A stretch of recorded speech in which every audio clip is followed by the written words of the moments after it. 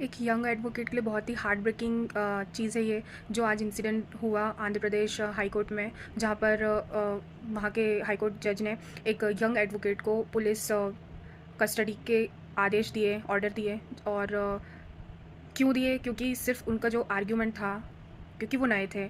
कभी कभी हो जाती है मिस्टेक्स, क्योंकि जब तक हम ग्राउंड लेवल पर आर्ग्यू ना करें, आर्ग्यूमेंट ना करें, केसेस ना लड़ें, तो हमारी जो गलतियां हैं वो हमें समझ कभी नहीं आएगी। क्योंकि खुद से ही सीखना पड़ता है एडवोकेसी में, कोई सिखाने वाला नहीं होता है। हमको खुद को ही हर चीज़ इस्टेब्लिश करनी पड़ती है, हर चीज़ें खुद से ही सीखनी पड़ती है।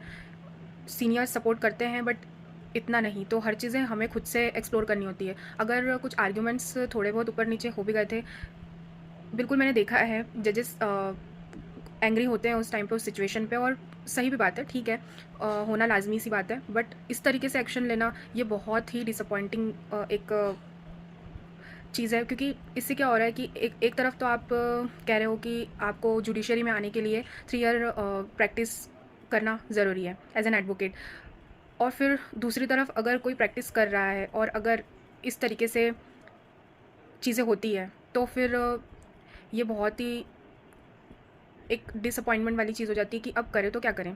फिर एक ही ऑप्शन बचता है कि कॉर्पोरेट ज्वाइन करना।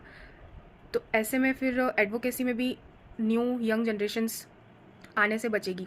अगर ऐसा कुछ यंग एडवोकेट के साथ हुआ है, तो इस पर कुछ ऐसा एक्शन होना चाहिए कि यंग एडवोकेट्स का मोरल फिर से हाई हो, और कुछ ऐसे एक्शंस होने चाहिए कि ऐसे दोबारा ना हो। क्योंकि हम फर्स्ट जनरेशन्स जो होते हैं, वो लर्निंग हमारी इतनी ईजी नहीं होती है।